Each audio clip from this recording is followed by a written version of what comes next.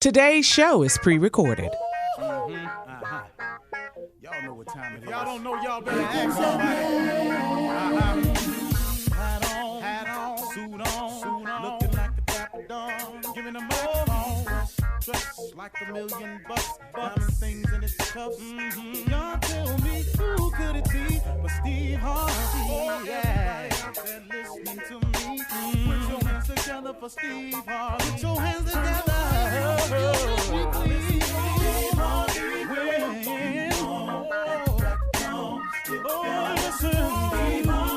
Why don't you join me? Yeah. Steve Harvey, you know, y'all better give me some eggs while I listen. Steve Harvey, yeah, join in with me. If you're with me, help me say, turn your radio on. You gotta turn it on, yeah. Turn it on. Steve Harvey in the morning, y'all.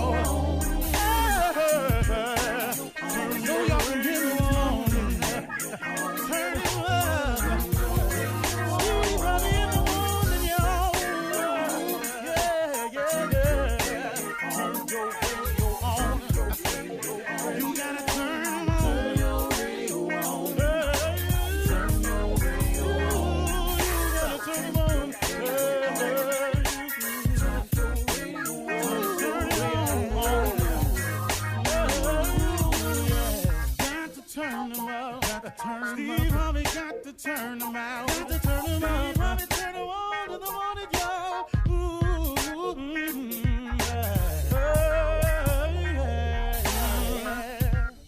Come on, Steve. Come on. Do your thing, Big Daddy. I sure will. Good morning, everybody. You are listening to The Voice. Come on, dig me now. One and only Steve Harvey. Got a radio show. Man, I love it when I run up into people and they say that to me. They say, hey, Steve Harvey got a radio show. Then they wink at me. I know they're listening. You know, I got a lot off my chest yesterday. I wanted to clear some things up, and I appreciate y'all giving me a minute, because sometimes, you know, you just got to say some things out loud, not complaining, but, hey, just verbalizing, but realizing that I got to keep going anyway. And that's my words this morning to you. That I want you to keep pushing no matter what happens. I want to share something with you that's important. That's very, very important. See, you have to give God something to bless. You know, if your prayer is asking for God's blessings, you got to give him something to work with now. You know, you got to show the spirit of appreciation or gratitude. You got to let him know that you're in it for the long haul. No matter what happens, don't turn around. You will never, ever see what the end could be if you turn around and go back. You'll never know what the end could have been had you stuck it out. You'll never know how good it could have gotten had you not just weathered the storm. That's the thing that gets most people. It get tough for them, it get hard for them, and then they let doubt set in, and then those doubts become facts, and the next thing you know, they give up. Had you not given up, or had you given your best, what the results or outcome could have been? I look back on my life on so many occasions where in college I wasn't giving my best. And I flunked out. Now, it's easy to look at my life now and go, yeah, but look at you now. But back then, man, it cost me for so many years. That failing to finish, that not giving my all, it cost me a number of years. I wish I could say that it didn't mean nothing, that it was just a blip on the radar screen. But at the time, it was major. And so you have a lot of decisions in your life that are happening now. You may be in your 20s, your late teens. You could be in your early 30s and it's happening. But guess what? You'll eventually get through it, provided one thing: you never give up. You never turn around and go back. Had I written myself off because of one failure, see, and this is where so many people go wrong at too. You write yourself off after you failed at something. The one thing you thought you wanted to accomplish and you failed at it, now you write yourself off as a failure. Now you go settle on into life and just see what hand you get. When I flunked out of college, had I written myself off as a failure, I wouldn't be here today. When I lost my carpet cleaning company, I would have written myself off as a failure and I wouldn't be here today. When I didn't become a diamond distributor in Amway or a direct distributor in Amway even, I would have written myself as a failure and I wouldn't be here today. When I bought a distribution kit to become a distributor of the Bohemian Diet and I didn't make it, I would have written myself as a failure. When I became an A.L. Williams distributor and I didn't make it, I would have written myself as a failure and I wouldn't be here today. Oh, I got a list for you. When I got laid off at Ford Motor Company, had I written myself as a failure, I wouldn't have made it. Do you need some more? Because I have a story filled with mishaps. I have a story filled with failures. Couple of things now. The grace of God and his mercy, which is available to us all. See, that's the key, y'all. Because of his mercy. Because of his willingness to forgive. And to even understand why we do the things we do. In all of my shortcomings, failed marriages, I'm talking about, man, got it all wrong. Can't blame nobody else. It's just me. Steve ain't have it together at that point in life. I could have written myself as a failure the first time. I just could have gave up on it after the second one. And please know, this is an admission. This ain't bragging. So before you start in with me, understand what I'm saying. I'm pointing out in my life a series of missteps and failures. But how I still get here today? Couple of things. God's grace and mercy is first. But that's the key. That's for everybody. See, if it's God's willingness to forgive you and God's understanding of why we do what we do, because he said we wasn't going to be perfect. So in all of your imperfections, your creator told you you would not be perfect. He said it to you. It's out there.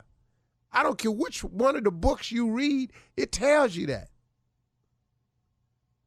So guess what? With that in mind, he has a grace that he has. It's like a grace period. It's like when you don't pay your insurance premium on the day that it's due, the next day they don't just cancel your insurance premium. They have a grace period because they ain't trying to stop this money from coming in. But when it comes to God, there's no money required. He just gives you the grace freely. It don't cost you nothing. So you got to tap into that, y'all. You got to get in touch with that because that's an important part to making it. Understanding that his grace is available. So when you make a mistake, so when you fail at it, he has a loophole in the contract with him that allows you to make mistakes, that allows you to get it wrong, that allows you to fail time and time and time again. But if you never give up, if you keep getting up, if you keep trying, if you keep striving, if you keep making the effort to go forward and not go back, God has a blessing for you, and he has it in abundance for you, and God will give it to you at the right time. But you got to be ready. Oh, I wanted to be successful, but if he had given it to me back then, I wouldn't have handled it correctly because I would have made some more mistakes along the way. So you make the mistakes to learn the lessons. Lord, man, God been good to me. I ain't gonna lie to you. Cool. You're listening to the Steve Harvey Morning Show. Ladies and gentlemen, let me have your undivided attention, please. Once upon a midnight dreary, as I pondered weak and weary. No, I chose not to do that. No, they ain't gonna get that, Tommy. Out of the night that comes. Out of the night that covers me, black as a pit from pole to pole, I thank whatever God may be for my unconquerable soul. Under the fell clutch of circumstance, I have not winced nor cried aloud. Under the bludgeonings of chance, my head is bloody but unbowed.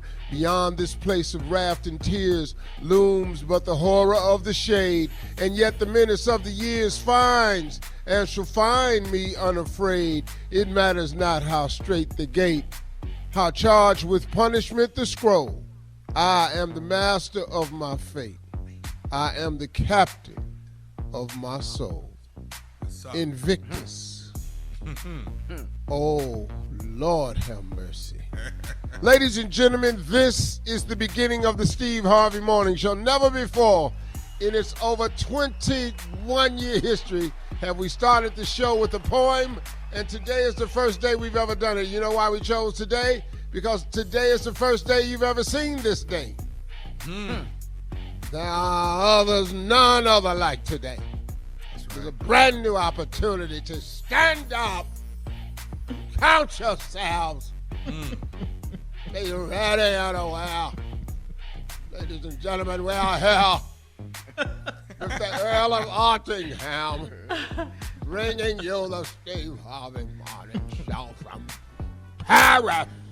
We are here today. We are I'm from London, from the palace of, well, what is his name? What is the boy who left? What is Meghan Markle and Prince Harry? Prince Harry? Yeah. I grew up watching him in the palace. He's gone. I'm never leaving. I'm the only Negro here. He's not getting up. Why? Why would I leave the palace? You gotta be nuts.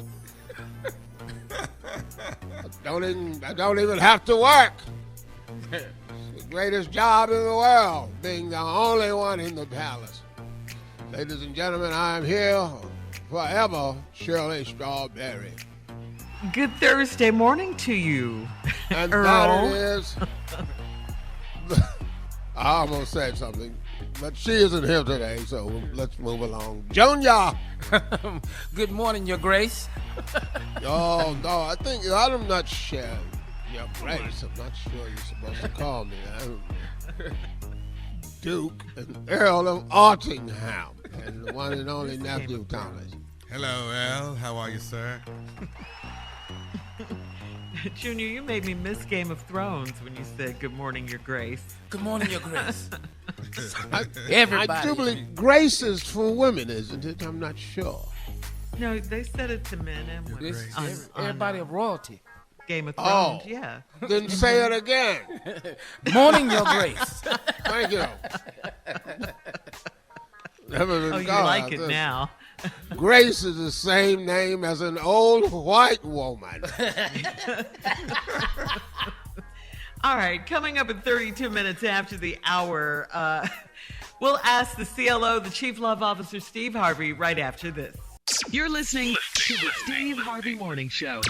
All right, time now for Ask the CLO. Chief Love Officer Steve Harvey is in the building for your love questions. Fatima in Dallas writes that my sister and I are 2 years apart in age. Fatima or Fatima. Let's go with I Fatima. think that might be I don't think Fatima. she would be fat. I think it would be Fatima. No. Fatima. The famous Girl, photographer. Fatima.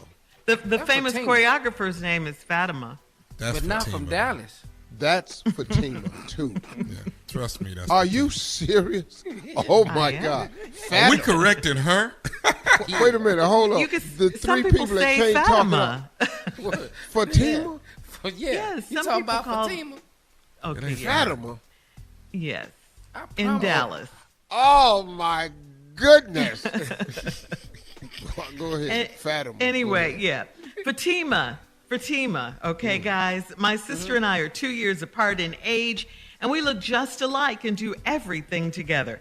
We met a guy from the islands, and I exchanged numbers with him and ended up hanging out with him without my sister. He's a great lover and a gentleman, but he's not my type. I told him to take my sister out to see if she's more his type than I am. They hit it off and ended up having sex. I didn't tell my sister I slept with him, but he told her. She's so upset with me, and I feel bad for not telling her. How do I fix this mess? So y'all just Not much of a just gentleman. hold on. is he? Let's just. Why is either one of y'all mad with each other? Both of y'all meeting dudes on the island, sleeping with them right off. Y'all just alike. You just said that. You know your sister just as tricky as you. You know this. Y'all went over there for that. Yeah. Y'all making decisions like what y'all mad about? And don't call him a gentleman. He is not. He a player. Yeah. A gentleman player. Yeah. He's not a gentleman. He's a gentleman player. A gentleman would have kept his mouth shut. What? Yeah. Gentlemen don't kiss and tell. Oh, well, he's not a gentleman. That's No, not what I'm he not is. at all. It starts with the G, but that's it. But gentleman ain't the word you're looking for, sweetie. The term is gigolo. Yeah. Gigolo. Gigolo. Get lonely too. Yes. So, I don't know what to tell you. I can't get out this mess. That ain't never happened between me and my brother. So, my brother 11 years older than me. I wanted all of his girlfriends. They just thought I was a little strange-looking little boy. She's just mad that she didn't tell her, though. That's all. Nothing else. Just that Why she ain't you didn't tell me tell her. slept she with it? slept Girl, you know what we do. What is you tripping for? I told you we went out, we had a nice time. What you thought I was talking about? That's how we roll. All right, moving You're on. tripping. Dante in Minden, Louisiana says, I am Well, and 59 hold on. First of all, Sheryl, and I want to say the guy is not to blame for this. Because maybe he hit it off with his sister and he wanted to get it out before it came back and haunted him. And I think his honesty, which is what you all always ask for, is the reason I say stop being honest all the damn time. Shut your damn mouth. You Another found some example. justification for Another lying. example of why you ain't got that. What is you telling it for? Now go ahead, Sheryl. All right, Dante in Minden, Louisiana. Dante says, I am 59 years old. Okay. And I got divorced last year and stayed with my brother for a few weeks. My brother's old lady came on to me and we were intimate a few times. I had been drinking each time it happened and I told her it never would have happened if I was sober. She didn't care and she still shows up at my place wanting sex. I've threatened to get a restraining order to scare her, but that didn't work. How do I get rid of this woman? Are you serious, bro? So, bro, This is you going to terrible. blame all this on drinking. Your brother? It's your brother, dog. And what kind of relationship y'all got? You got to get a restraining order against somebody you done voluntarily had sex with. But all she doing is showing up at the house. Now, you need the help of the legal institution to help you stop having sex with your brother's, is it his wife? His brother's old lady. That's what he's called her. Oh, okay. So these old hood people. Oh, okay. My brother's I got old it. lady. My old lady. Oh, okay. So this is a letter about my older brother then. Because that's still how he talk. Say, man, how your old lady doing? Oh, it's Marjorie, dog. It's not old lady. I'm sorry. Say, man, how the mom? Everything funky with you? Yeah, everything funky with you. There's some skin on the black hand side. That's right, bro. Come on, let's catch up. Old lady goes with all of that. Let's catch up. He's dead wrong for doing his brother's old lady, though. Wow. A few times. All right, moving on. Chandra in Greenville says, I'm in my late 40s and I just got out of a relationship with a guy that is overweight. I broke up with him because he's fat. My parents and my pastor have told me that I let a good man go because I can't see past his weight. He's 50 years old and his weight is affecting his health. If he really loves me, he will take better care of himself. He's gained almost 20 pounds recently and he can't perform sexually. Am I wrong for breaking up with him? Ooh, just keep going up. Well, I mean, listen, He can't. I mean, wasn't he fat when y'all started dating? Yeah. Yeah, but he keep going up, huh? Now, he done picked up 20 more. Now, you probably did let a good man go, you know. Fat don't stop you from being a good person. Let's not do that. That is true. Very true. And based on what's happened to Dave Chappelle, I'm going to refrain from saying anything else about fat-ass people. Oh, man. Because what you're not finna do is cost me my career, because Steve was on the radio this morning talking about fat-ass people. And the person that wants to complain is somewhere listening to the radio eating right now. But mad at me because they done sucked down a whole ham. Nah, it's my damn fault. Bottom line. You sitting up in here sweating grease. Take care of your health. All right, your thank you, sweat CLO. is grease. Not really, though. All right, we'll have more of the Steve Harvey Morning Show right after this. You're listening to the Steve Harvey Morning Show. Coming up at the top of the hour, Miss Ann will be here with our national news. In entertainment news, we'll talk about the oldest man to go into space. And in celebrity news, Cardi B gets a new house and Kanye loses one of his. But right now, it is time to run that prank back with the nephew. What you got, Nev? Your wife's birthday. This about Steve? Your wife's birthday. Yeah, no, it's not about him. Oh God, you can't prank that fool. I Been did there, that done once. that. I'll never do that again. Good God, your wife's birthday. You know. You can prank me, but you won't air it. Oh, you're gonna cuss beyond recognition. We How don't much have cussing you enough gonna do? bleeps. We don't have enough of them. Beeps. All right, let's go, Cat Dog. Your wife's birthday. Hello? Hello, I'm trying to reach Darren. Yeah, what's up? Hey, Darren, man, what's going on, bro? This, my name is Chris, man. I work with your wife, Sharon. I think I may have seen you at one of the gatherings before, man, like a happy hour we had after work or something. I don't know if you remember me or not. No, I don't remember you. Okay, cool. Hey, listen, man, I know Sharon's birthday is coming up, so I wanted to, if you didn't mind, I hope you don't mind me calling. I wanted to reach out and see if you were, what you were getting her for a birthday. I wanted to make sure, we were going to pitch in and get her something at the job. We want to make sure, we didn't get, what you may be going to get her. You know what I'm saying? Kind of like something like a grab bag or something like that? No, I wasn't going to hit her with no grab bag. I was just, like I said, we was going to get something. We haven't really put our all the thoughts to it of what we was going to get yet. But I personally want to see what you was getting. That way we don't, do. Okay. Well, she likes money, man. You can, give her some cash or, Starbucks card or something from McDonald's. Something, it don't have to be too big. She don't, you don't have to, she's not that materialistic. Okay. Well, let me ask you this though, D. Do you know what her size is? Do I know what her size is? Yeah, like clothing. Do you know what size she wear? Yeah, I know what size. She's my wife, man.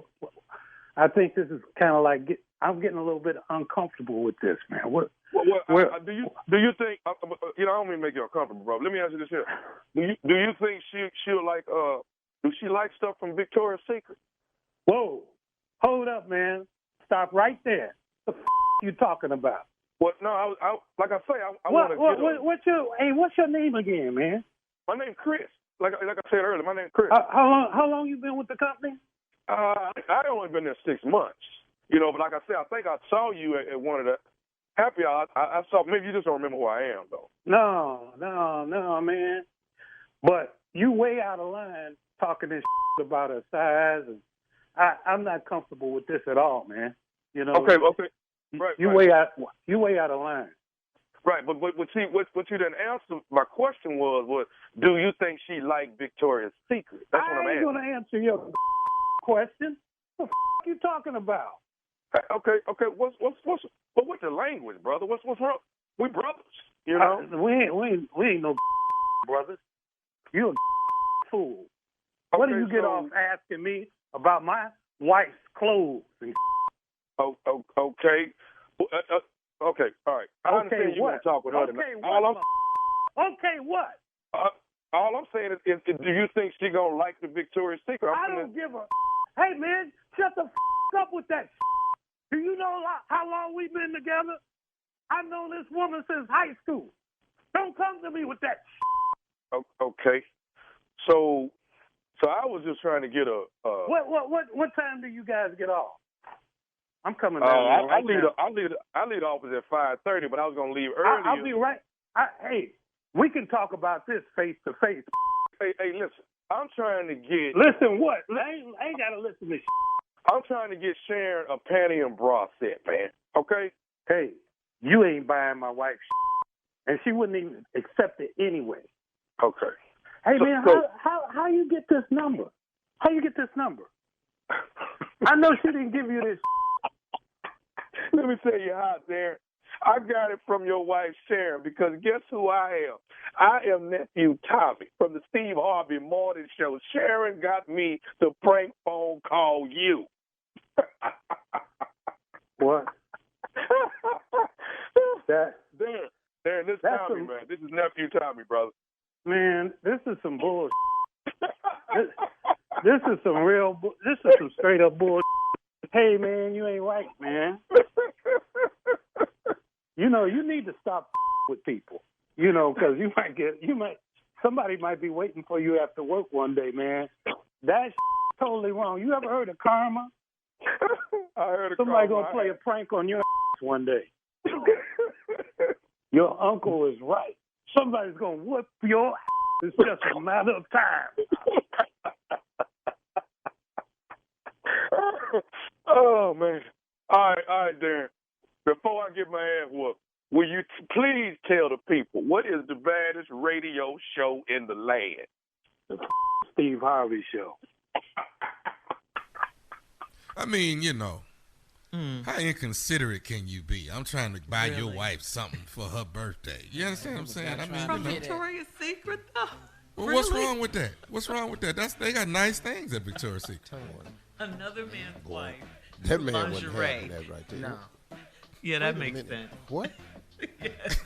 Stop talking about my wife's size. You're being disrespectful now. He was not having it.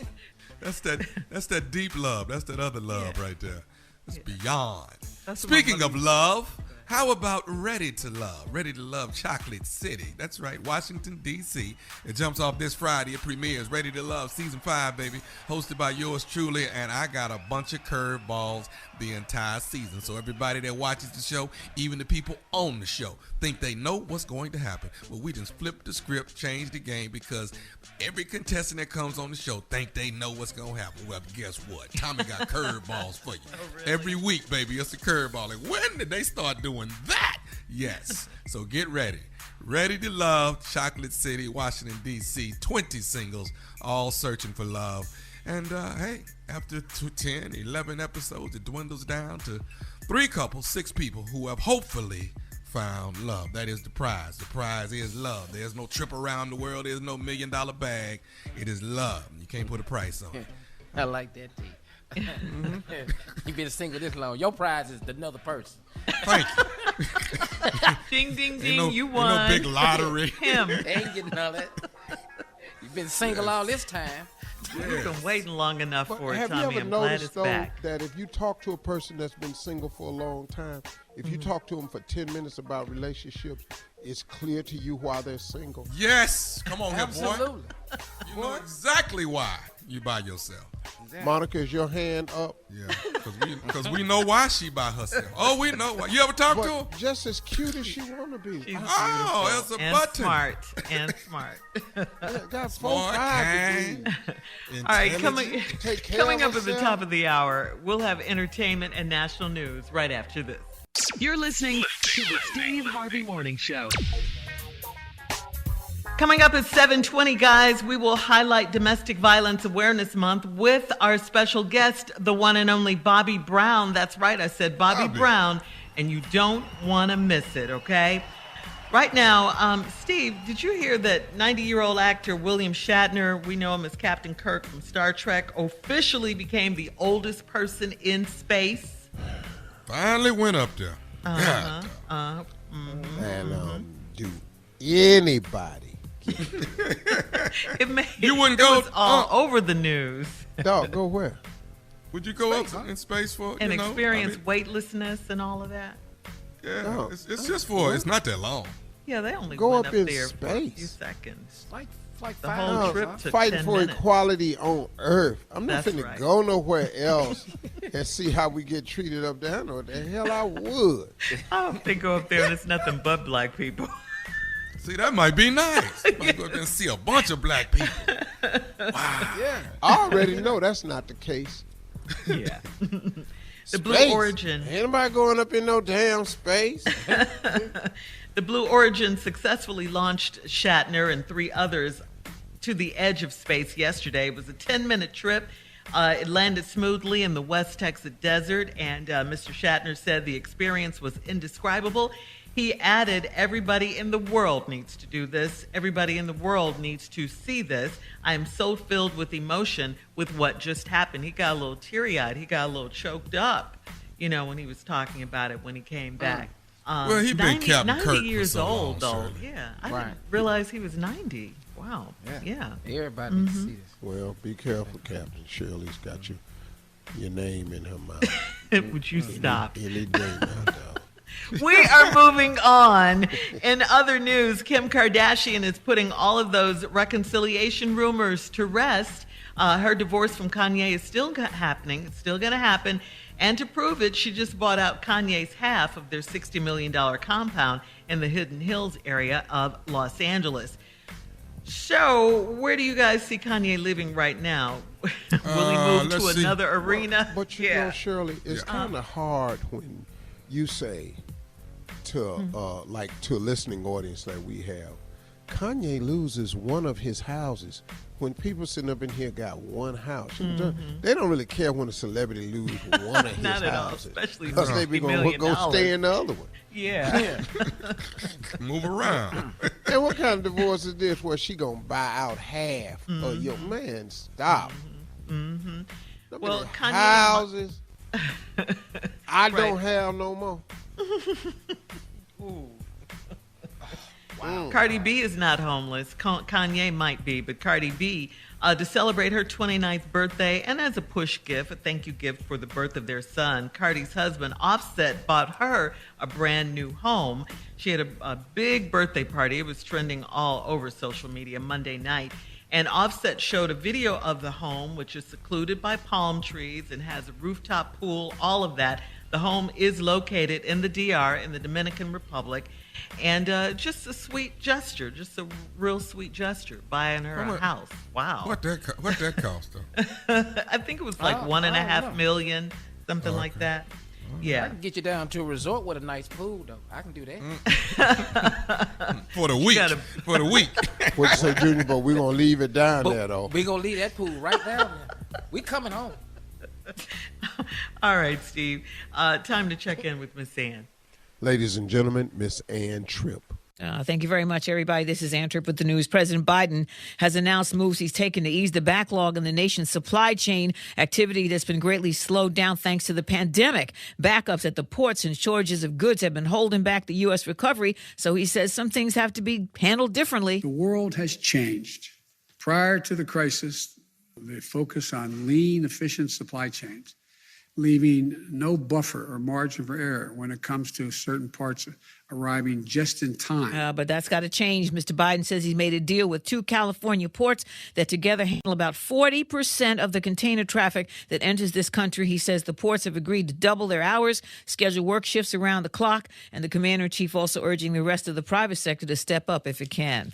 And here we go with Texas again. Abortion law, voter suppression. Now the Justice Department investigating a state-run juvenile correctional facility, or several of them, in the Lone Star State.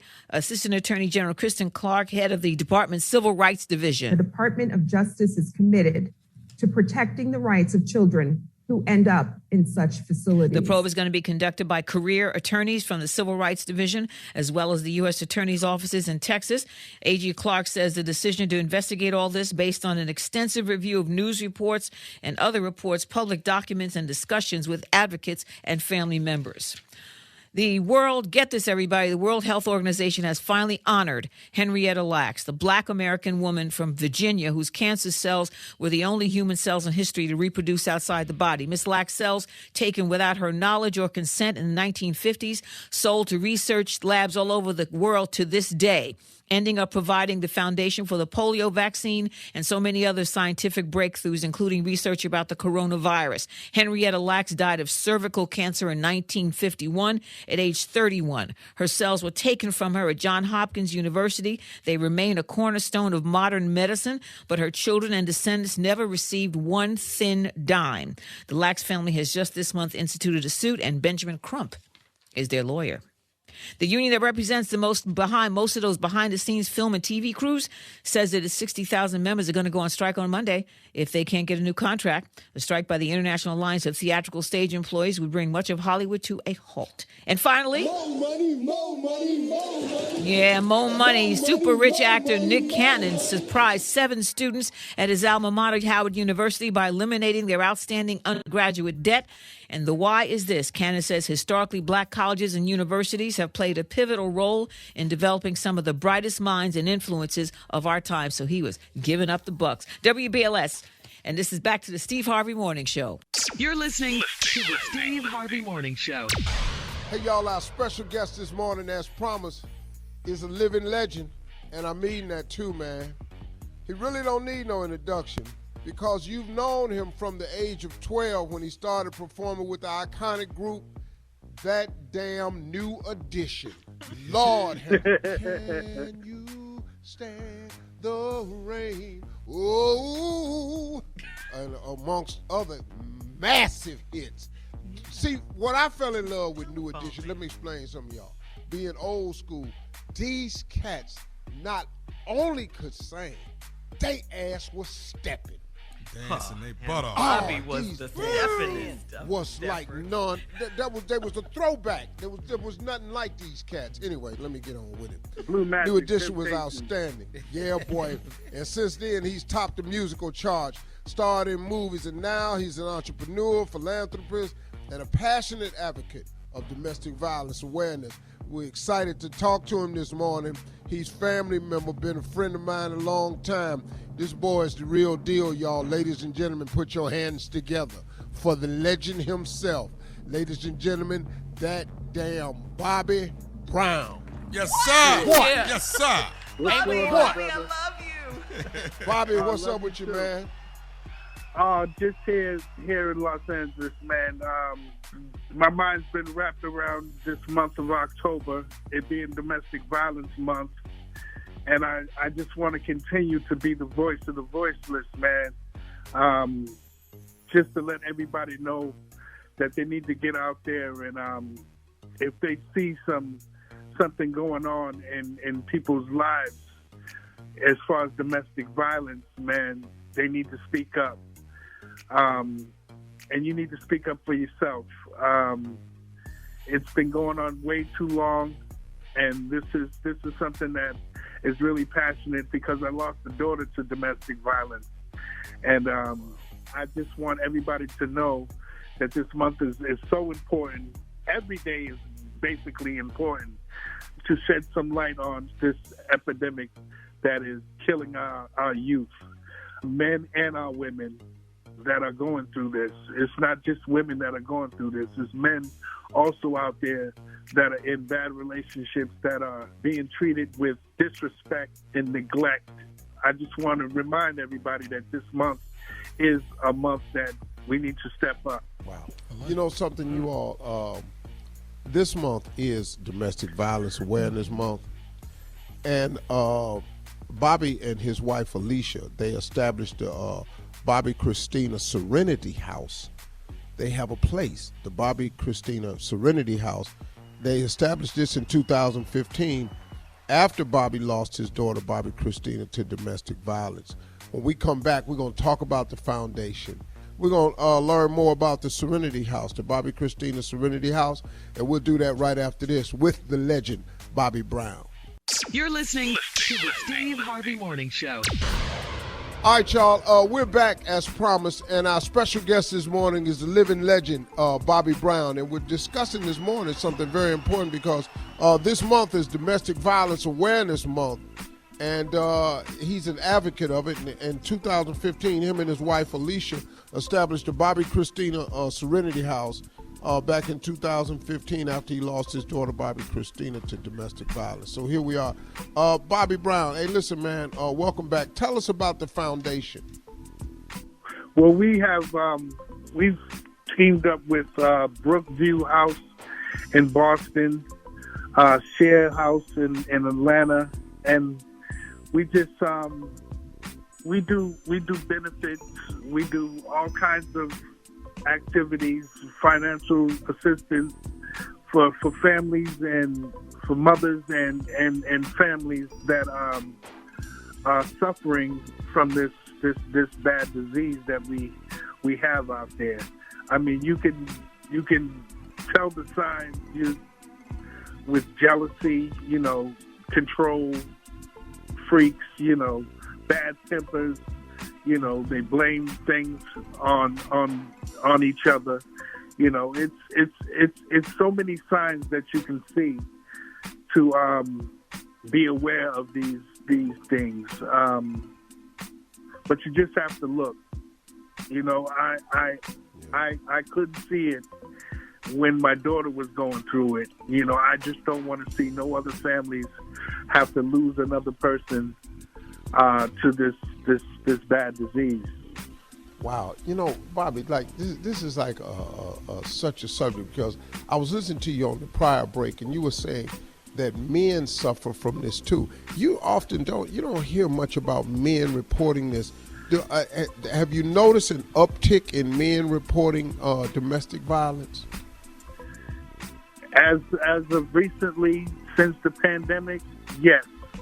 Wow. I mean, the numbers have shot up as far as women and men that are being abused, and we just need to all pull together and do something about it.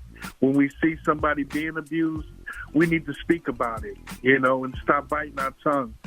Snitch is a real thing, and you need to snitch when it comes to domestic violence. Absolutely, yeah.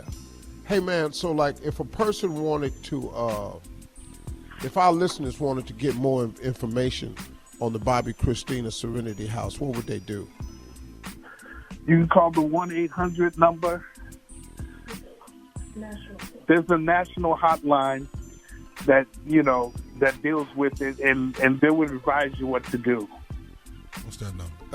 It's on the website, the BobbyChristinaSerenityHouse.org. BobbyChristinaSerenityHouse.org. There's a website there that has all of the information. If you want to make a donation to the foundation to sort of help things out here, Bobby, man, I think this is important, man, especially from a person of your magnitude, to take your celebrity and apply it to a subject, man. And I'm going to be honest with you, I didn't even know that's what had happened to a child of yours, man, and I really feel for you, brother. And, thank you, brother. I appreciate it. I just think, man, you've been one of them cats. Normally we would be talking to you about music, but, man, this is a real subject for domestic violence. And last time I saw you, Bobby was with a beautiful family, man, at the Four Seasons having lunch, and I just happened to be sitting there. And we sat up and hugged, man, in the middle of the restaurant. Just good to see you again, dog. And I appreciate everything you and your beautiful wife are doing, man, and continued success. Thank you, brother. And the next time we talk, appreciate you. Bobby, next time we talk, we're going to be talking on different terms, bro. I want you to call in and let's chop it up. Let's talk about the good old days. Let's reminisce, talk about the tour and stuff like that. All right, brother? Yes, let's definitely do that, brother. I appreciate you. Ladies and gentlemen, that's Bobby Brown. Don't forget, the website is the BobbyChristinaSerenityHouse.org for more information and to make a donation. Bobby Brown, we love you, brother. Keep it up, man. Love you also, brother. God bless. Hey, man, tell Alicia I said hello. I will. We'll have more of the Steve Harvey Morning Show right after this. You're listening to the Steve Harvey Morning Show. Coming up at the top of the hour, right about 4 minutes after, it's my strawberry letter for today. The subject is, I want that old thing back.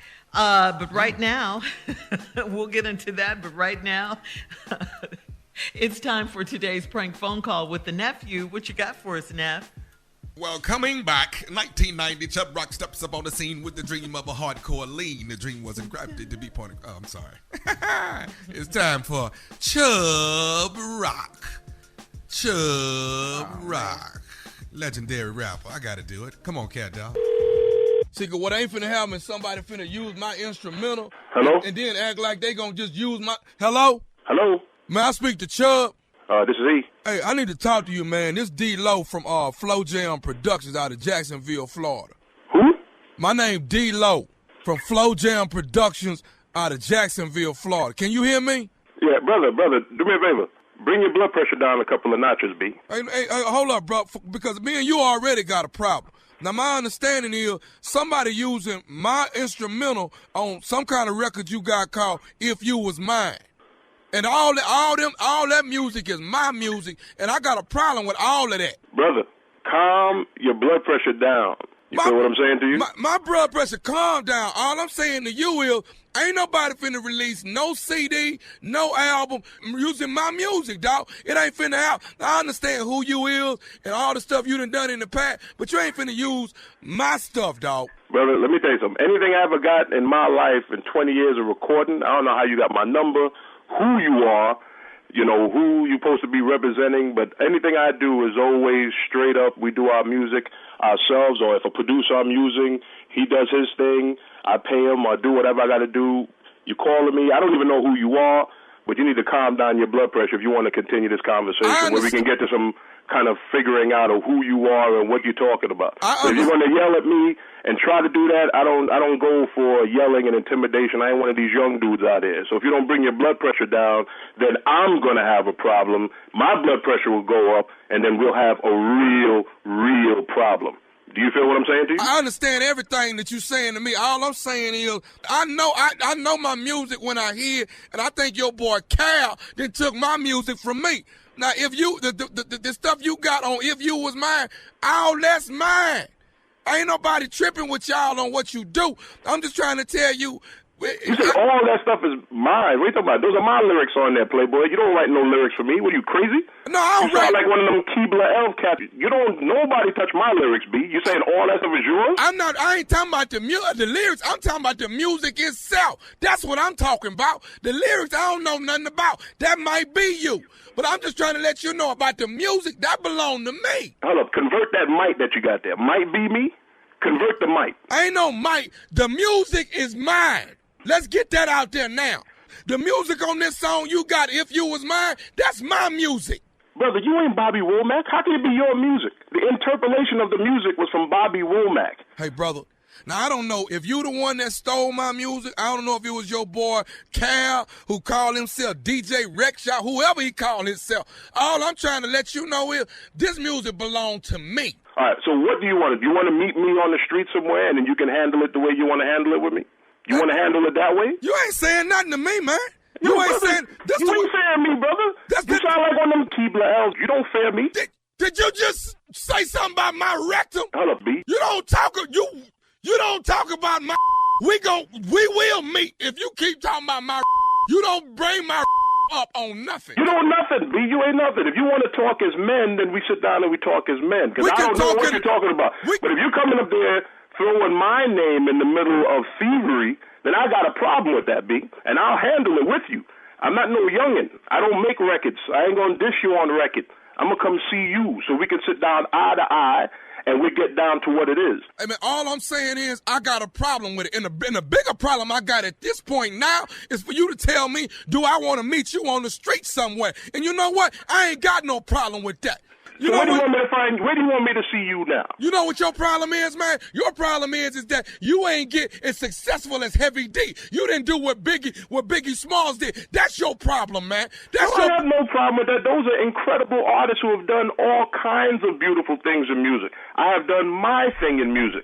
All of those things that you're trying to get me to go past the line of sensibility, that goes to youngins. Now, like I said before, forget about that. What I said earlier stands, brother. When you want to see me, I don't care where you want to meet at. How about I got a better idea for you? I'm doing a club date in Jacksonville, Florida, brother. You can come my guest and come see me personally, and make sure you come with this vigor though. Come with this vigor.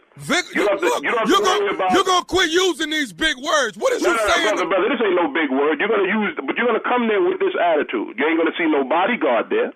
You feel me? All I'm saying to you is the music belongs to me. That's what I'm saying to you, man. That's all I'm saying to you. And whoever your boy evidently done swiped my music, laid it under you, and you done put some tracks on top of it. That ain't right, dog. Brother, let me tell you something. The guy is a guy of incredible integrity. You keep saying integrity. It's the truth, brother. It's the truth. I mean, I'm sorry, man. I mean, it's clear that you're upset, and I'm sorry that you're upset. Look, but bring all of that. Forget all of that. Forget everything we talking about right now. I want you to know this. Can I tell you something else? You yelling again? Can I say something else to you? Can you say it calmly? I can. You can? Yes. This is Nephew Tommy from the Steve Harvey Morning Show. You just got pranked by Monica. You just got pranked by your boy named Chai. Oh, man, you guys are crazy. Yo, you serious. You can't be serious. I'm dead serious, baby. Wow, man. Wow, man, that's crazy, man. Yo, all right, cool. So now I got to get everybody back. Bring all that vigor. He was so nice. Very nice. Yes. Very, very nice. Big ups to Chubb Rock out there.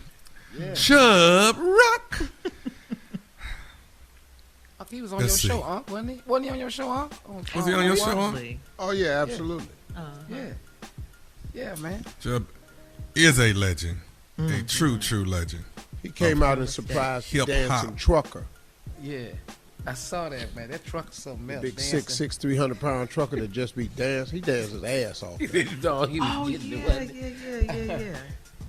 He can really dance. He can really dance.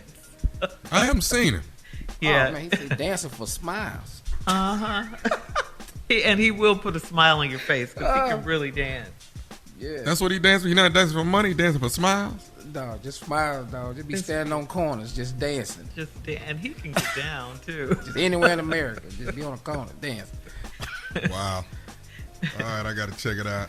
All right, ladies and gentlemen, the nephew is out there with that microphone in his hand, and it is happening November 12th and 13th, Jacksonville, Florida. The nephew is coming to town. Nephew, Tommy, and friends, get your tickets. Tickets on sale right now. November the 20th, Saturday night, Dayton, Ohio. Never been there before, but I'm on my way now to Dayton, Ohio. You ain't seen me, I ain't seen you, but stupid shall rise again, and it's on the way.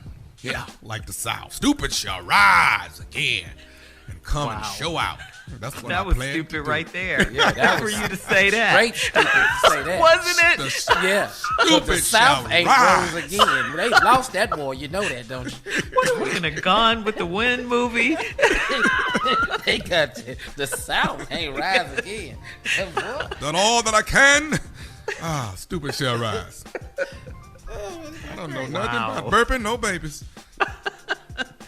Wow, Tommy. I'm surprised your uncle didn't say anything. It's gonna on that rise. one. All right, coming up, Strawberry Letter next. Subject, I want that old thing back. All right? We'll get into it right after this. You're listening to the Steve Harvey Morning Show. It is time now for today's Strawberry Letter, and if you need advice on relationships, dating, work, sex, parenting, and more, please submit your Strawberry Letter to steveharveyfm.com and click Submit Strawberry Letter. We could be reading your letter live on the air, just like we're going to read this one right here. Right now, you never know, it could be yours. All right, let's buckle up and hold on tight. We got it for you. Here it is, the Strawberry Letter. Subject, I want that old thing back. All right, dear Steve and Shirley, my wife and I have been married for 22 years. But for the past 4 years, we've lived apart. We talked about divorce, but we never did it. It's very weird, but we fell into a pattern of co-parenting and just never filed for divorce. Every holiday, she invites me over so our family can be together. Every Christmas, I sleep in the guest room and wake up, cook breakfast, and then we watch our kids open presents. It's not until recently that I'm seeing my wife in a different light. We got married when we were 24, and I was still immature and selfish. Now that I'm older, I see my wife in a position of authority, leading a household without me, and it kills me inside. I want so badly to just apologize and go back home, but my pride gets in the way. I fear rejection too, because the children told me she's dating. She's got her hair cut short and she's still got her 24-year-old figure, and she dresses very nicely. I don't want her to forget about me and move on, so I made up reasons to see her without the children. I asked her to come to my office to discuss our oldest child's college tuition, and she came in smelling good and looking like a movie star. All eyes were on her, and for a second, I was proud to call her my wife. She quickly reminded me that we are estranged and I no longer have any privileges. The day after, I went to our middle school's band competition, and my wife's new boyfriend was with her. I sat far away from them because this cut like a knife. Recently, I got enough courage to call her to see if she'd be interested in patching things up. And she let me know she has moved on and we need to file for divorce for real this time. I cried, but she was cold as ice. I can't lose her. What do I do now? Well, it looks like you already lost her, and she so much has told you that. And you don't say what caused the separation 4 years ago. You just talked about there was talk about divorce, but never filed. And for 4 years, you both have been just dealing with this situation for the sake of the kids, so you say. Until now. You never mentioned, like I said, what caused the separation, but I'm thinking you cheated because you say you have something to apologize for, but your pride won't let you. Now, all of a sudden, your wife is looking like a movie star. She's a boss, smelling good. She has her 24-year-old figure back. She's got her short haircut. You also said you were selfish and immature when you were married at 24. That's another reason I think you cheated. But now that you're older, you see your wife in a different light. Well, I mean, that's understandable because people do change and people do grow. And your wife is aging like fine wine, apparently. It sounds like you're stuck and can't move forward because you say you're afraid of rejection and just too prideful to do what you need to do. I think it's because the kids told you your wife is dating, okay? Your wife is dating, so now you're getting all these feelings about you don't want to lose her. You're feeling like another man is taking your place, so of course that makes you want her more. You realize what you lost now. But unfortunately, your wife told you she's moved on. She wants to file for divorce. Sounds like you need to move on too. I mean, you could give it another shot, no risk, no reward. But sounds like she's made up her mind. And that's about the end of that. Steve? Well, dog, came to the right place. The only thing about coming to me with a letter like this is being a man, I know exactly what he's really saying. Now, what you typed is all cute, but bruh, that ain't really what's happening. And we just gonna have to be honest with you if you want Uncle Steve's help. I don't know that I can because you've ignored something for a while. You've been married 22 years, but the last 4 y'all been living apart. Y'all talked about divorce, but you never did. But every holiday, she invites you over so the family can be together, and every Christmas you sleep in the guest room and wake up, cook breakfast, and watch your kids open presents. And then you say, not until recently that I started seeing my wife in a different light. We got married when we were 24, so you've been married 22 years. That means you're 46 now. And you were 24, and I was still immature and selfish. Now that I'm older, I see my wife in a position of authority, leading a household without me, and it kills me inside. Oh, okay. So now you realize, as a lot of men do, that family's everything. I got you, dog. I want so badly to just apologize and go back home, and here's the reason we have this whole letter. I want to so badly to apologize and go back home, but my pride gets in the way. The Bible says pride cometh before fall. You will see the fall in this letter, and you will understand it was caused by pride. When we come back, I will show you what he considers to be pride, and I'm going to tell you that it's something else. All right. All right, Steve, hang on to that thought. We'll have part 2 of your response at 23 minutes after the hour. Today's Strawberry Letter subject, I want that old thing back. We'll get back into it right after this. You're listening to the Steve Harvey Morning Show. All right, come on, Steve. Let's recap today's Strawberry Letter. The subject, I want that old thing back. Well, yeah, you do, dog. But you didn't appreciate it when it was new thing, and you didn't do it right when it was your thing. Now it's become an old thing. We have a situation. Now you want it back, right? Married 22 years, past 4 they lived apart. They celebrate holidays together. She calls him over to the house. He sleeps in the guest room. On Christmas, they wake up and they watch the kids open up the presents together. And then all of that right there. And then he says, not until recently, I'm seeing my wife in a different light. We got married when we were 24. I was still immature and selfish. So now I'm older. He's 46 now, by the way, folks, because he's been married 22 years. They got married at 24. I see my wife leading a household without me, and it kills me inside. Here's the reason we have this letter. I want so badly to just apologize and go back home, but my pride gets in the way. I said there's a scripture that says pride cometh before fall. Now, the 4 years of not filing for divorce and this pride you have, you want so badly to go back and apologize, but your pride get in the way. Well, now the fall is occurring, sir. And exactly what is pride, everybody? What is this thing about men sometimes that prohibits us from doing what's the right thing and watching something occur, knowing what would fix it, but your pride gets in the way? Well, let me tell you what pride is. And then he says, I fear rejection too.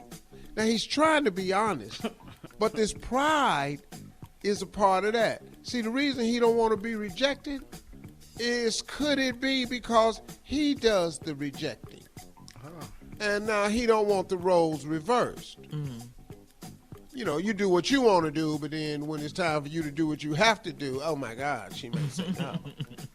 You call that pride? Okay, bro, I'll go with you. And then he says, I fear rejection too, because the children told me she's been dating. She got a new haircut, short, and she still got her 24-year-old figure, and she dresses very nicely. Okay, dog, when she got the new haircut, you ain't see this coming? Let me tell you something, fellas. When you see your woman in the gym, when you see your woman with a new haircut, when you see your woman going on about her business, you better sit up and take notice.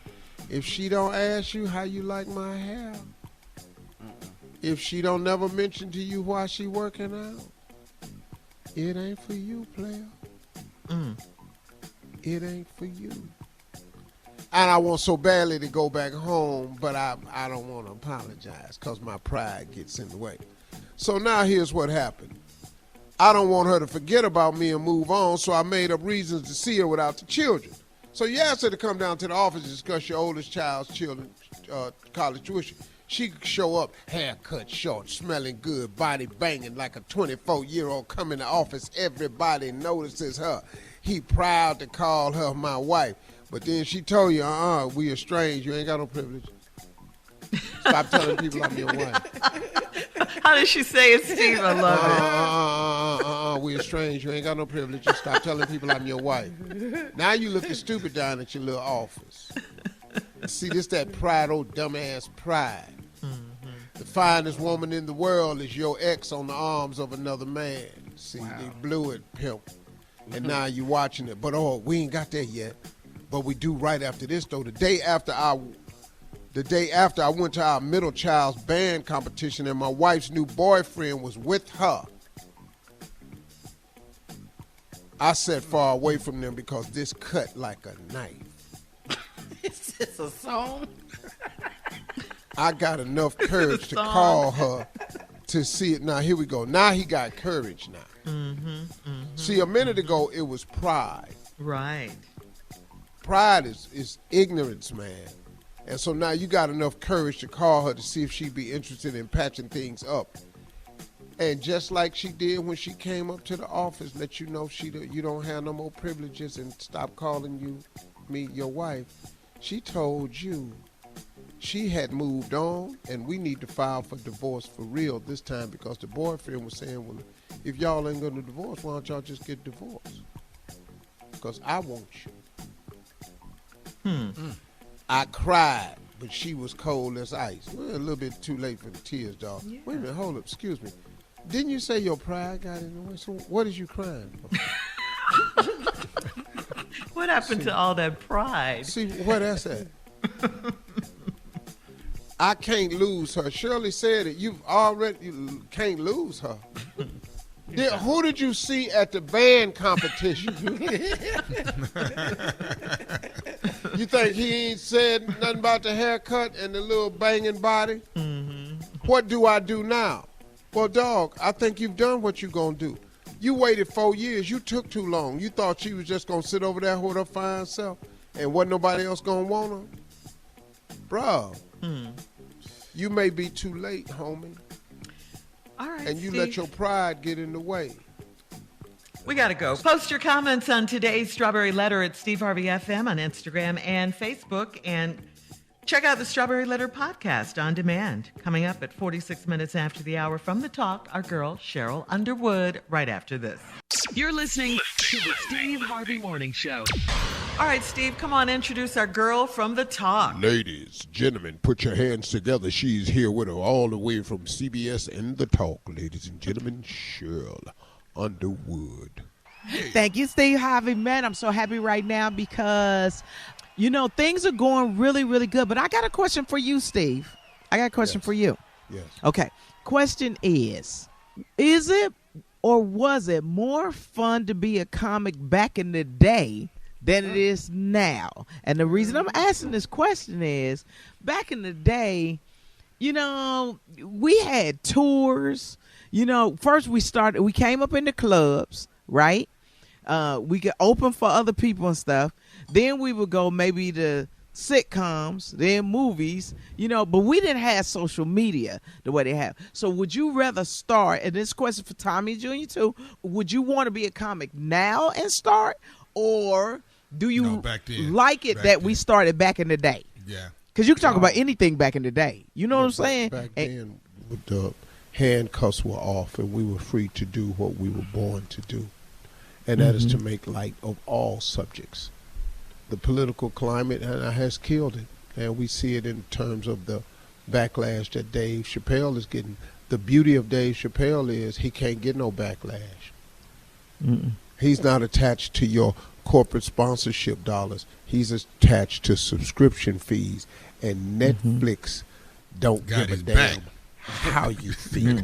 They got it back. I love it. Yeah. Because the more you talk about it, the more they want to watch, right? But I'm sick of this hurt my feeling thing. How many black jokes I done heard? We tiptoeing right now. Oh, Trust you got me. that. I'm sorry, man. It's stuff that hurt black people feelings all the time. Where's the uproar? When they taking voting rights and all this here for Asian hate. Where all that's at? You know, it's an uproar. Anybody canceling nothing. You know, it's just it's amazing to me. I don't care really. But back in the day, it seemed to be more fun. Right, Y'all, but it seemed to be more fun to be a comic. Huh? Say it again. You and Steve were even way before me and Junior, so y'all have it even more fun. The joy. Yeah. Yeah. Wait a minute, man. You don't even understand. In 1985, what was thought of then as a sexually transmitted disease, that was my opening joke. Yep. That joke today would cost me the career that I built. Yep. Cost you That's everything. crazy. That's crazy. Yep. Yeah. It is But the changed. whole audience hollering, laughing at it, though. I'm talking about knocking Yeah, drinks off the stomping. table. Stomping, Steve. Dog. Stomping. All right. All right, Sheryl, thank you so much. And that's a good question. What is that Sheryl was a great Scrabberry? question. I enjoyed it. I did. All right. Coming up at the top of the hour, Junior is here with Sports Talk right after this. You're listening to the Steve Harvey Morning Show. All right, guys, it is time for Junior and Sports Talk. What you got, Junior? Oh, Shirley. Have y'all heard about Herschel Walker? What has he done now? If you want to cancel somebody, here's somebody we can cancel. It's Herschel Walker. Herschel Walker, he's a U.S. Senate hopeful, right? Herschel's trying to get to the Senate. He had to call off a Texas fundraiser Wednesday after the event organizer displayed a group of syringes arranged in the form of a swastika in her Twitter profile picture to protest vaccine mandates. Okay, now this is who he was raising money with. Well, as you know, Herschel, and here's the response he gave, his team gave. Herschel is a strong friend of the Israel and Jewish community and opposes hatred and bigotry of all forms. So I just don't know what Herschel is over here thinking. Like he may not even knew that was a swastika. He probably didn't know.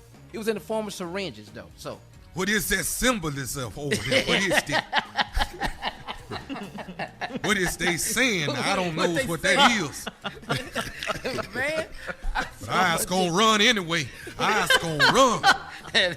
I can do that.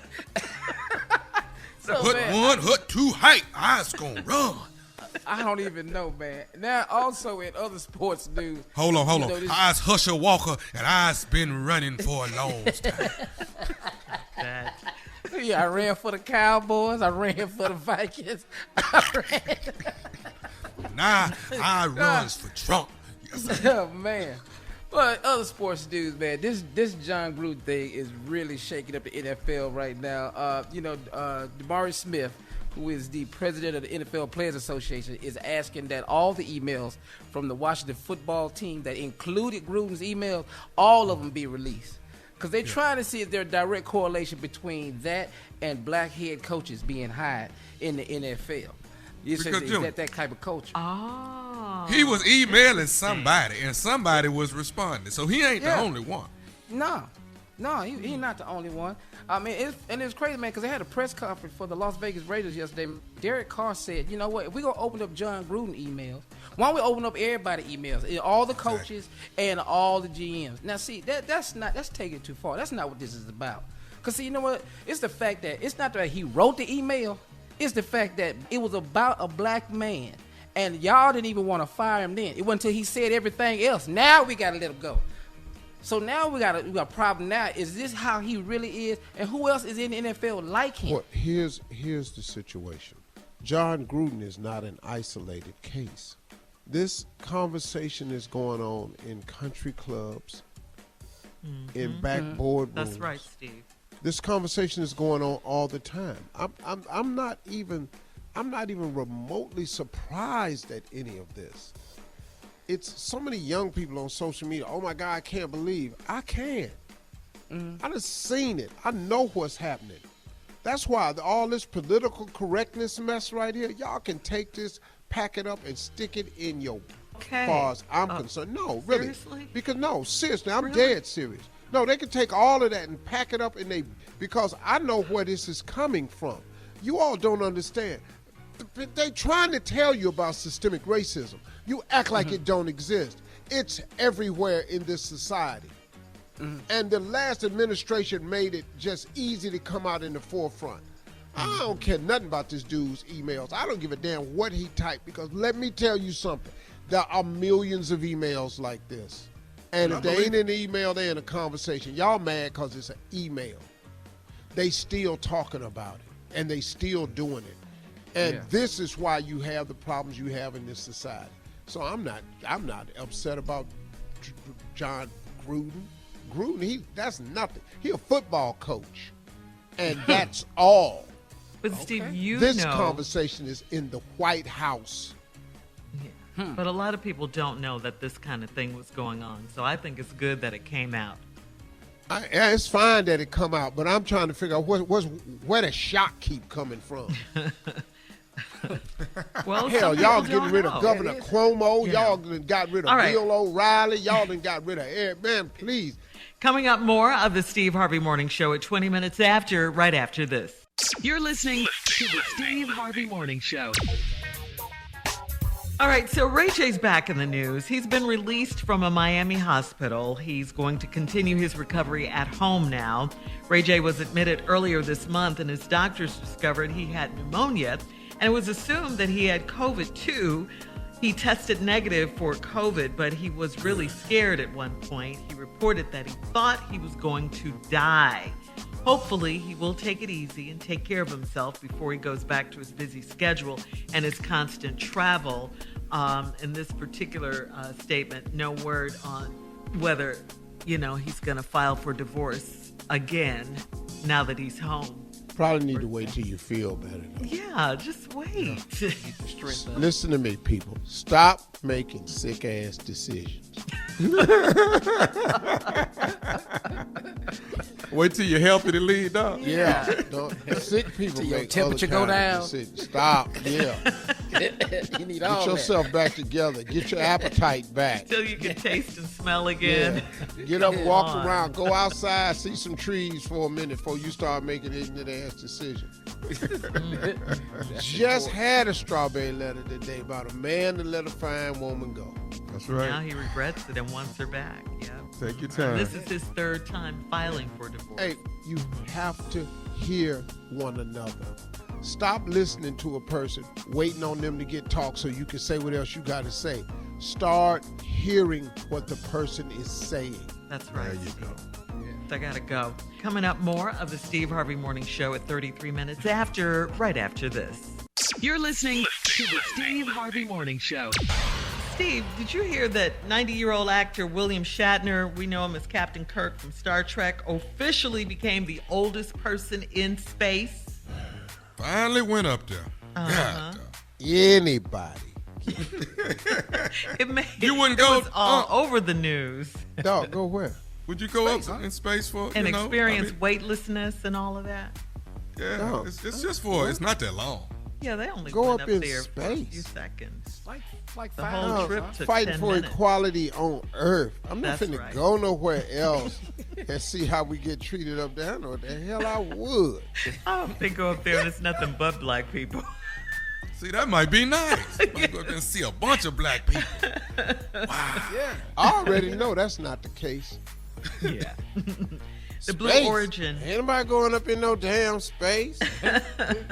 The Blue Origin successfully launched Shatner and 3 others to the edge of space yesterday. It was a 10-minute trip. It landed smoothly in the West Texas desert, and Mr. Shatner said the experience was indescribable. He added, everybody in the world needs to do this. Everybody in the world needs to see this. I am so filled with emotion with what just happened. He got a little teary-eyed. He got a little choked up, when he was talking about it when he came back. Well, he's been Captain Kirk 90 years for so old, long, though. Yeah, I didn't realize he was 90. Wow.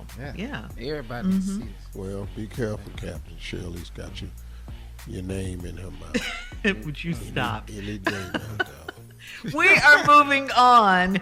In other news, Kim Kardashian is putting all of those reconciliation rumors to rest. Her divorce from Kanye is still happening. It's still going to happen. And to prove it, she just bought out Kanye's half of their $60 million compound in the Hidden Hills area of Los Angeles. So, where do you guys see Kanye living right now? Will he move to another arena? But you know, Shirley, it's kind of hard when you say to a listening audience like we have, Kanye loses one of his houses. When people sitting up in here got one house, they don't really care when a celebrity loses one of his Not at houses. all, especially because they be going to go stay in the other one. Yeah. Move around. And what kind of divorce is this where she going to buy out half of your man? Stop. Wow. Cardi B is not homeless. To celebrate her 29th birthday and as a push gift, a thank you gift for the birth of their son, Cardi's husband, Offset, bought her a brand new home. She had a big birthday party. It was trending all over social media Monday night. And Offset showed a video of the home, which is secluded by palm trees and has a rooftop pool, all of that. The home is located in the DR, in the Dominican Republic. And just a sweet gesture, just a real sweet gesture, buying her a house. Wow. What that cost, though? I think it was like $1.5 million, something like that. Coming up, it is our last break of the day. And, of course, we will have some closing remarks from the one and only, our fearless leader, Steve Harvey, right after this. You're listening to the Steve Harvey Morning Show. Here we are, our last break of the day on this Thursday. It's been a good day. Thank you to Bobby Brown, who called earlier. Yeah. Wow. Yeah. You know, something with different a very this serious time around. conversation about domestic violence. Mm-hmm. The Bobby Christina Serenity House that opened in 2015 with him and his wife Alicia to give a safe place and to open up the awareness of domestic violence because he lost his daughter today. Yep, and for more information, you can go to BobbyChristinaSerenityHouse.org. Steve? I'm listening to the uproar of this John Gruden controversy and his emails and the statements he's made, the off-color remarks, the racist statements, the sexist remarks. And I'm just listening to the uproar that the country is in and the surprise. And as a 64-year-old black man, can I tell you something? Take these surprised looks off your face. Stop acting like, oh my God, you're appalled by this. How could he? Do you know what's really going on in this world today? Do you really, really understand the hypocrisy that we deal with on a daily basis in this country? Do you understand the two-facedness of what really happens on a daily basis? You just happen to get your hands on some emails. Now you want the rest of them. You want to go back all these years. Y'all, do you know what people are saying about other people all the time?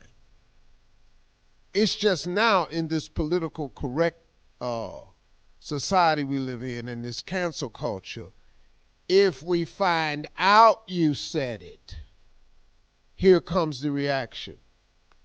Well, I can tell you for a fact, there should have been reactions. And you all think by canceling and killing a one man's career that that's going to solve it. Well, it ain't. It ain't. Because can I tell you something? You're going to have to get rid of everybody's job. You're going to have to get rid of politics. You're going to have to get rid of the Senate. You're going to have to get rid of the House. You're going to have to get rid of the police department. You're going to have to get rid of half the professors we got. You're going to have to get rid of a lot of the student body. You're going to have to stop people from being parents. You're going to have to close down so many organizations. Y'all not willing to do that. This is America. The greatest country on earth. The opportunities here are endless. But you do remember how this country was built. I was watching Joe Rogan's a podcast he has or something he was talking about how America's the greatest nation and how America was the first nation that was born out of freedom and was one of the few nations that was born without a dictatorship ever in the history of the world. Most countries were a dictatorship until America came along with freedom. And I love Joe Rogan's stand-up, but I wanted to scream at Joe Rogan and say, wait a minute, did you say this country was built on freedom? This country was built by slaves. America is what it is because of slavery. So much for democracy and so much for America being one of the first nations to ever come along without a dictatorship. That's a true statement until it was time to build the country. So you all, at 64 years old, excuse me why I not be as shocked as everybody else, as surprised as John Gruden. Because the problem we have in our society today with news and stories like this is we no longer fact check. We know, and I'm not saying that what John Gruden's emails are not factual, so follow what I'm saying here. We no longer fact check like it used to be in a newspaper article. You had to fact check it before you printed it. We're in a different society now. Everybody just wants to be first with the story. And they don't give a damn if the story is true or not. They don't care who the story affects. They don't care the families that get hurt by it. They don't care nothing about your children. Just as long as they are the first one to release the story so they can get the eyeballs on their site. I knew this country was heading for this demise and this part of it when CNN started having a blog. I said, uh-oh, we got a problem now. Because blogs used to just be for just gossip. But everybody got a blog now. CNN got a blog. Fox News got a blog. ABC got a blog. Everybody has a blog because you know what? They get eyeballs. And that's all they care about now. So all of this sudden care about our country and how we look and appear, excuse me, when you pull the curtain back, this country don't care no more for nobody else than it's been caring for nobody else. And stop expecting this country to all of a sudden care about you. Oh, when them employees ran up in that Netflix office and found out that Netflix care more about their money than your feelings, that didn't send a message to y'all. I was not surprised at all. I'm not. The reason Dave Chappelle is free, y'all, is because Dave Chappelle ain't tied to no sponsorship. And Dave Chappelle right now is one probably the greatest stand-up walking today because of his freedom. But y'all want to take that from him. Y'all don't want him to freely be able to say what y'all think. What's the matter? What? Are you kidding me? Y'all, I could talk about this forever. Y'all have a great day, man. Stop being surprised at the hypocrisy of this country because it's not going anywhere. Get in touch with your Heavenly Father and get your slice of peace and happiness and joy from God. Those are my closing remarks. Have a great day. For all Steve Harvey contests, no purchase necessary, void where prohibited. Participants must be legal U.S. residents at least 18 years old unless otherwise stated. For complete contest rules, visit SteveHarveyFM.com. You're listening to the Steve Harvey Morning Show.